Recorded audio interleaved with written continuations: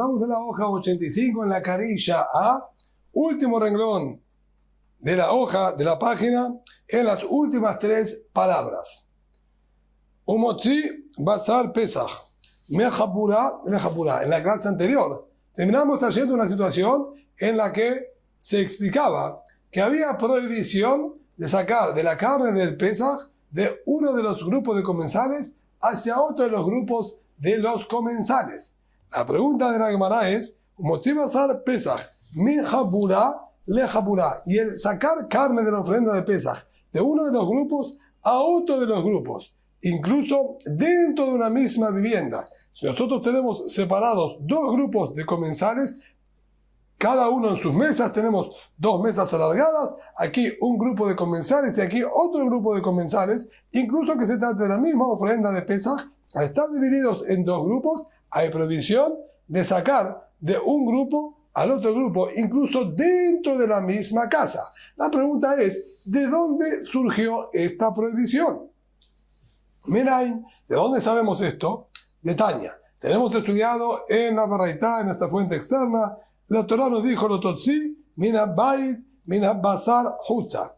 No van a sacar de la casa, de la carne que se encuentra en la casa de la ofrenda de Pesach, hacia afuera. Ahora bien, aquí el pasuk aparentemente nos está advirtiendo de no retirar de la ofrenda de Pesach de una vivienda hacia la otra. No saquen de la carne de la vivienda. Dentro de la vivienda no habría ninguna prohibición. Menaim. Dentro de la misma casa, de un grupo a otro grupo, incluso dentro de la misma casa, de donde Menaim, de donde sé que también está prohibido, Amuromar, Hutza. Hutz la agilató. Esto que la Torah agregó y dijo, no saquen de la casa hacia afuera. Evidentemente, sacar de la casa es hacia afuera de la casa. ¿A qué vino la aclaración? Hutza, afuera. Hutz la agilató. Afuera del grupo donde están consumiéndolo. Es decir, la Torah nos dice, no lo pueden retirar de la casa. E incluso, si no lo retiramos de la casa, no pueden retirarlo del grupo que lo están consumiendo. Esa es la segunda aclaración cuando dijo Hutza, fuera de él, fuera del grupo que lo están consumiendo. Y aquí, que tenemos entonces una prohibición de la Torá de no retirar carne de la ofrenda de Pesach de su lugar de consumo en absoluto. Amar Biamé, dijo Amar Biamé, un detalle muy importante en la prohibición. Como cualquier prohibición, si la persona fue advertido previamente de no realizar esa acción, dos testigos que ven que va a tomar de la carne del Pesach y la va a sacar fuera de la casa, le advierten y le dicen, ojo, sábelo que esto es una prohibición de la Torá. Y si tú retiras la carne fuera de la casa, corresponde que te den latigazos. El hombre dice, lo voy a hacer igual. Entonces, de acuerdo a las leyes de la Torá, ese hombre, al haber sido advertido y hacerlo intencionalmente, le corresponde recibir latigazos, luego obviamente de testimonio, ¿sí?, de estos testigos frente al tribunal correspondiente. Sin embargo, Amar Biamé, dijo el Biamé, para que se llame que él está en transgresión de la Torá, debe cumplir con un requisito muy importante. Hamotzi Basar Pesach Mejapurá Mejapurá. Quien retira de la carne de la ofrenda de Pesach de un grupo a otro grupo, de la casa hacia afuera, o dentro de la misma casa de un grupo a otro grupo, indistintamente, todas son formas prohibidas, pero Enohayab no va a ser culpable de latigazos, no va a ser merecedor de los latigazos, hasta que haya apoyado el trozo de carne que él tomó, lo haya apoyado en otro lugar. Mientras él lo tenga consigo en su mano y no lo haya apoyado en otro lugar, no va a estar todavía en una falta completa de la Torá para poder ser castigado. ¿Por qué motivo? Hotzaa ketiv be keshabbat. Figura no sacarlo. Utilizó la misma expresión, lo totzi, que es la misma expresión que figura con respecto al Shabbat en la labor de no sacar de un dominio al otro dominio. La Torá con respecto al Shabbat, una de las 39 labores, como todos sabemos, es Hotzaa mirshut lershut, sacar de un dominio a otro condominio. Y con respecto a la prohibición de Shabbat, más Shabbat, así como con respecto a la melajá de Shabbat, a esta labor de Shabbat, tiene que ser una labor completa, íntegra, desde el principio hasta el final. Y al tratarse entonces de Hotza'á, de sacar, se refiere entonces que uno, algo que estaba apoyado en este lugar, lo levanta, lo retira del lugar y lo apoya fuera de ese lugar. Eso sería hacer la labor completa. Si no estaba apoyada adentro, si no alguien la estaba sosteniendo y me la entrega a mí, entonces yo no la tomé de un lugar.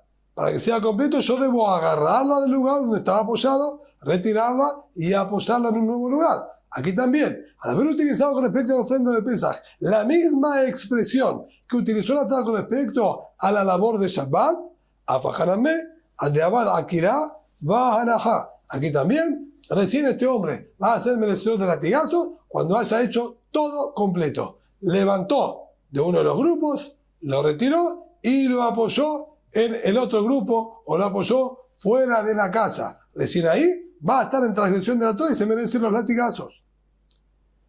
Preguntó el Biabar Memal, Hayu Soblim Otan Bemotot. Cuando realizaban una ofrenda, las ofrendas convencionales, en su gran mayoría, fuera de la ofrenda de Olá, la ofrenda íntegra, que esa se quemaba toda para Boreolá, menos su cuero.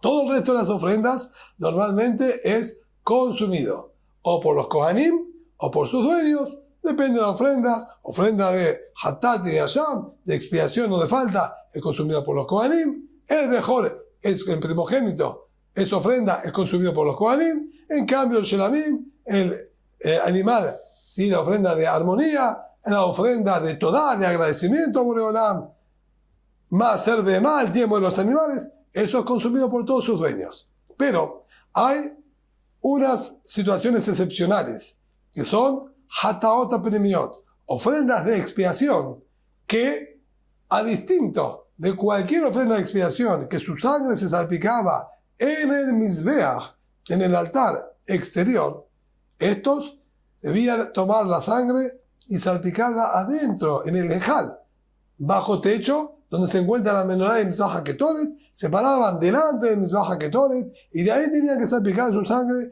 hacia el Parojet. En esta situación tenemos el par de sangre de Yom Kippurim, el toro y el chivito de Yom Kippur, que el Kohen Gadol realizaba la abodá, el servicio, el par de Elem Davar, aquel toro de expiación por una falta que cometió todo el pueblo a raíz de una ley dictaminada por el gran Sanedrín de 71 Jajamim, el gran tribunal de 71 Jajamim, par con el Mashiach.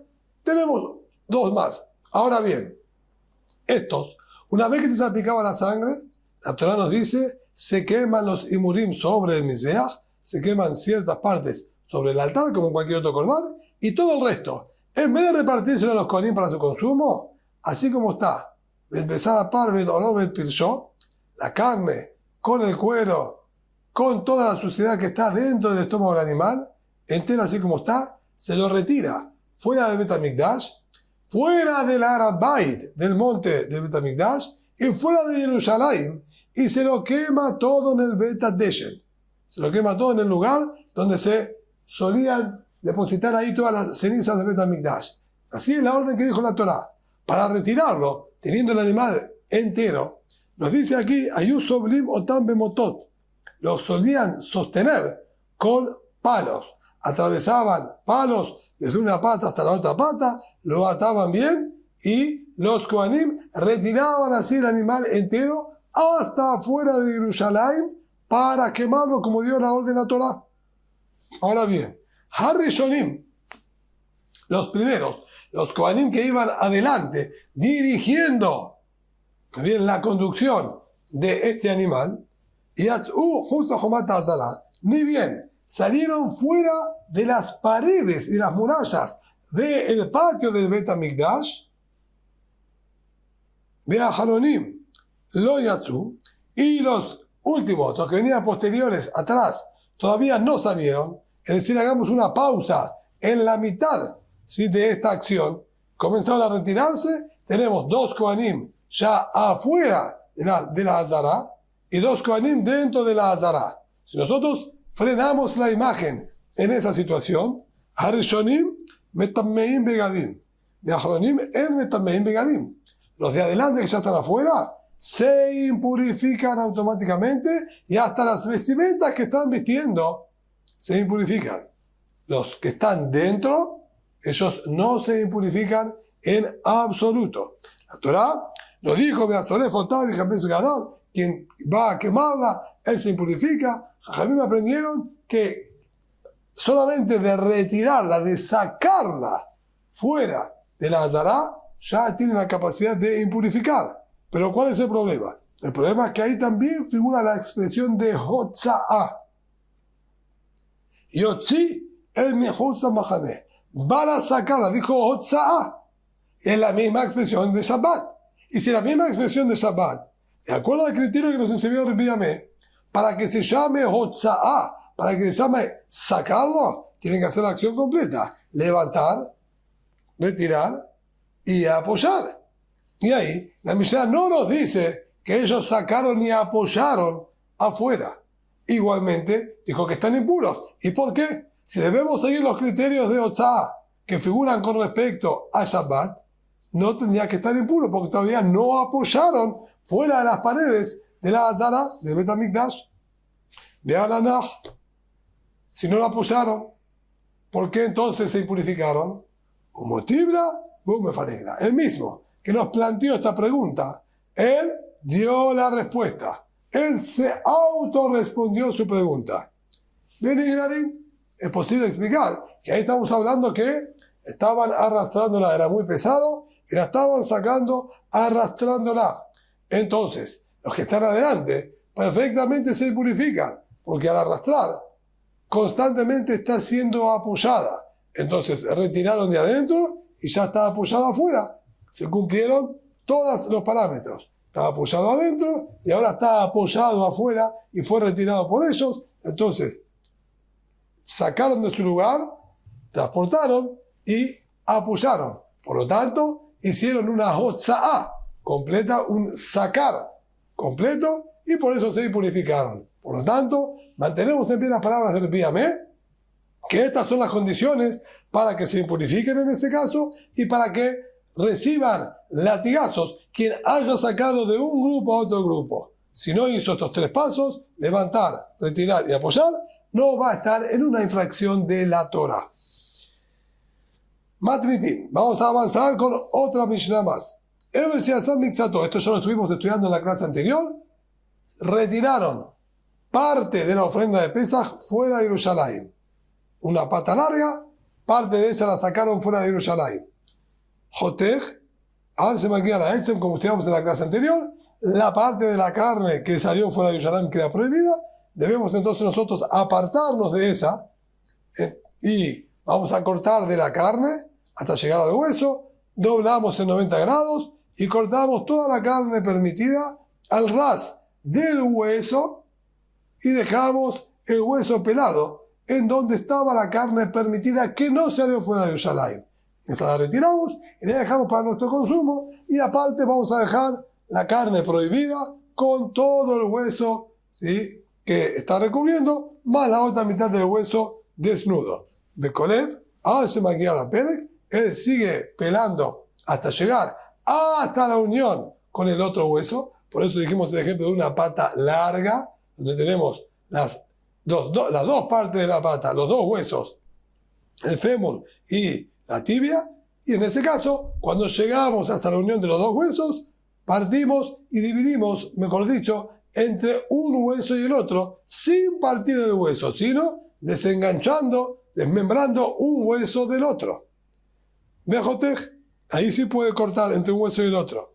Ube mukdashim, eso es solamente en la ofrenda de Pesach, que está la prohibición de no partir ningún hueso. Pero be mukdashim, en cualquier otra ofrenda, kotzetz bekofitz, shebo mishum shevirat etzem, él sencillamente va a tomar una especie de hacha y va a darle un golpe seco para partir, cortar la carne y partir el hueso en 2. y deja el lado de afuera a un costado y el lado interno que está para consumo se lo lleva para consumir, ya que no hay en las demás ofrendas ninguna prohibición de partir los huesos.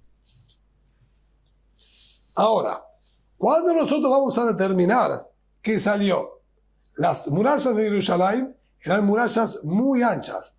Vamos a imaginar, a modo de ejemplo, que tenían 1 metro de ancho. Y tenemos también las puertas, los portones que cerraban la ciudad. ¿A partir de qué lugar se llama que están afuera? ¿Y a partir de qué lugar se llama que están adentro? Mientras estemos dentro de las murallas de Jerusalén, de la pared interna de la muralla hacia adentro de Jerusalén, evidentemente no se llama que salió. Pero cuando nosotros nos acercamos a la puerta no tiene el mismo ancho que toda la pared, no tiene 1 metro de ancho como la pared, siguiendo el ejemplo. Puede llegar a tener quizás 10 centímetros, 20 centímetros de grosor. Nos quedan otros 80 centímetros que están libres. Entonces, si nosotros venimos, por ejemplo, de adentro de Jerusalén hacia afuera, yo voy a entrar ya dentro del grosor de la muralla. Esta es la muralla, es bien ancha, la persona entró ya hacia la muralla para salir, se encuentra a la par de la muralla y aquí, al final de la muralla, se encuentra la puerta, los portones. Quiere decir que la persona se puede encontrar en los 80 centímetros de espacio libre que hay entre muralla y muralla de cada lado, frente a la puerta, con la puerta cerrada. Entonces, lo lógico es que estoy dentro de Jerusalén, no salí, los portones están cerrados, pero yo sí ya estoy en los 80 centímetros del grosor de la pared. A eso nos dice la Mishnah. Mina agaf, belifnim, que lifnim. Desde la parte interna de la puerta hacia adentro, se llama que estamos adentro. Efectivamente, esos 80 centímetros se consideran sin duda dentro de Jerusalén y no se arruinó la carne.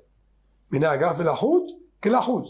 Por otro lado, de la parte externa de la puerta para afuera, claramente eso es fuera de Jerusalén.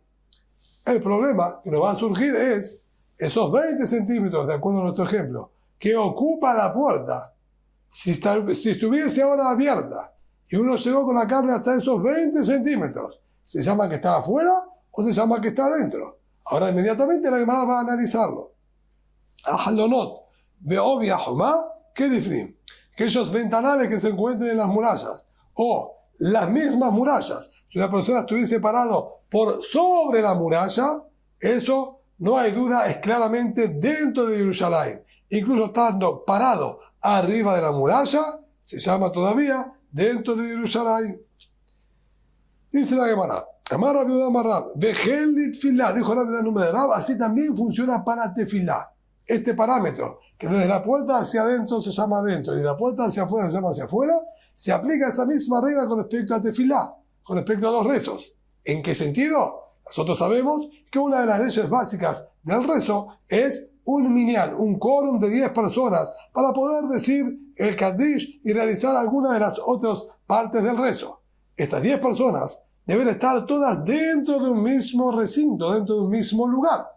Si tenemos nosotros ahora 9 personas y la 10ª que está parado afuera del otro lado de la puerta, no la vamos a computar para el quórum y no vamos a poder decir el Kaddish. Si está de la puerta hacia adentro, es considerado parte del quórum y podemos recitar el Kaddish. A eso se refirió Rabbi Yehuda en nombre de Aarón cuando dijo Vejel tefilá. Así también tomamos ese mismo parámetro para las alajot, para las leyes de la tefilá. O peligro del Rabbi Yoshua ben Levi. Siendo así, está entonces discutiendo con las palabras del Rabbi Yoshua ben Levi. Llama Rabbi Yoshua ben Levi. Así dijo el Rabbi Yoshua ben Levi. Afilu mejeta shel barzel era mafseget ben Israel la viesh bashamayim. Incluso una muralla de hierro no es considerada una interferencia entre las personas y Boreolam. Tenemos aquí 10 personas que están rezando. Incluso si hay una pared de hierro que separa entre las 9 que están adentro y la 10ª que está afuera, la pared de hierro no es considerada un obstáculo o una interrupción entre aquellas personas que están rezando conjuntamente y podemos computarlo para el quórum de 10 personas, incluso que está por completo del otro lado de la pared. Entonces, vemos claramente que discute con lo que nos dijo Rabbi Yehuda en nombre de Rab. Ahora bien, vamos a volver a nuestra Mishnah, que nos había quedado algo pendiente. Agufa Kashya. La misma Mishnah, el cuerpo mismo de la Mishnah, tiene una dificultad, sin necesidad de que nosotros agreguemos ningún dato o duda externa. Amarta, Minagaf Elifrim Kelifrim. Dijo la Mishnah, desde la puerta hacia adentro de Jerusalén, se considera todo como si fuese Jerusalén. Entonces quiere decir que el espacio de la puerta, esos 20 centímetros que ocupa la puerta, es considerado hacia afuera, que ya no estamos dentro de Jerusalén. Y más se va. Y si yo sigo leyendo al final de la Mishnah, mira, y de la puerta hacia afuera se considera afuera. Eso quiere decir que el espacio mismo que ocupa la puerta se considera el interior de Jerusalén. Esos 20 centímetros no está claro en la Mishnah, como dijimos antes, a qué lugar pertenece, afuera o adentro. Dice de Mará la Kashya, esto no es ningún problema. Kan B'Sharei Azara, Kan B'Sharei Jerusalén. Debemos saber discernir entre los distintos portones. Claramente la Mishnah nos está diciendo, de la puerta hacia adentro es adentro, en una situación. De la puerta hacia afuera es afuera, en otra situación. Hay diferencia entre los portones de Jerusalén a los portones del patio del Bet HaMikdash. De Amar Rab Shemuel bar Rav Yitzhak. Dijo Rab Shemuel bar Rav Yitzhak, Mipnei ma lo nitkadeshu Jerusalén. ¿Cuál es el motivo? Que los Jajamim o el Sanedrín, el tribunal, no consagró el espacio de los portones de Jerusalén. La Kedushá, la santidad que tiene Jerusalén, es una Kedushá que los Jajamim le hacen recaer al momento de construirla con toda una procesión de animales, panes, etc. Es todo un sistema y una procesión para hacerle recaer la Kedushá a la ciudad de Jerusalén. Y ellos intencionalmente no le dieron Kedushá al espacio que ocupan las puertas. Estos 20 centímetros que nosotros tomamos como ejemplo que ocupan las puertas, a Jajamim intencionalmente no le dieron Kedushá, no le dieron santidad. ¿Por qué motivo?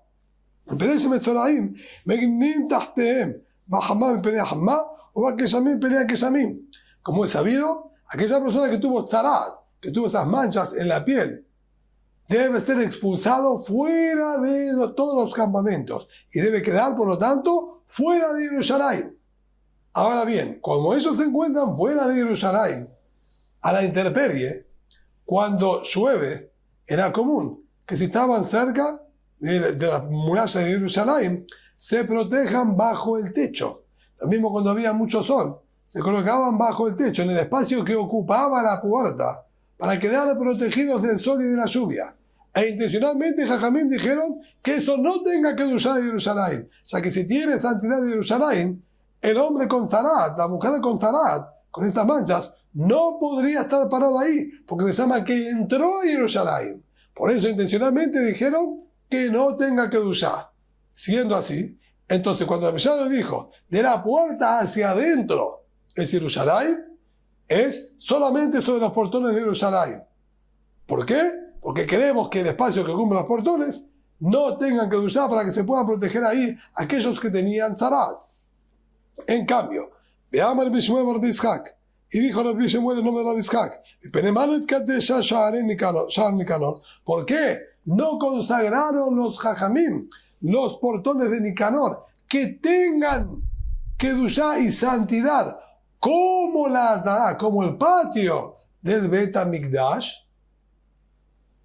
Y Perezhem Etzoraim Omdim Machnisim Beonot Yadam. O sea que el que tenga tzarat, esa persona que tuvo estas manchas, en su proceso de purificación, él tenía que llegar hasta los Shaarei Nicanor, hasta los portones de Nicanor, que son los portones de entrada al patio ese del Bet HaMikdash, colocar sus dedos adentro para que en el proceso de purificación le coloquen sangre de la ofrenda de Hashem, de culpa, del aceite, etc.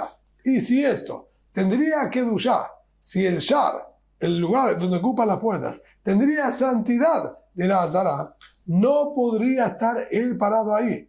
Tendría que quedarse afuera. Y si está parado afuera, no le pueden salpicar de la sangre y del aceite, porque lo están sacando fuera del patio. Entonces nosotros necesitamos que él esté afuera, pero que sus manos estén adentro. Para eso, como las murallas eran anchas, él debía estar parado en el lugar de los portones. Igualmente se llama que él está afuera e ingresar los dedos. Entonces vemos que solo en estas dos situaciones había un motivo exclusivo para decir que el lugar que ocupan los portones no sean considerados como parte de Jerusalén o como parte de la Azará, del patio. En cambio, los demás portones, el espacio que ellos ocupan, van a tener consideración como el mismo lugar que ellos están encerrando y no va a haber diferencia entre antes de la puerta o la misma puerta. Recién de la puerta para afuera es que se va a considerar del otro lado, que eso es la segunda parte de la Mishnah. Hasta aquí.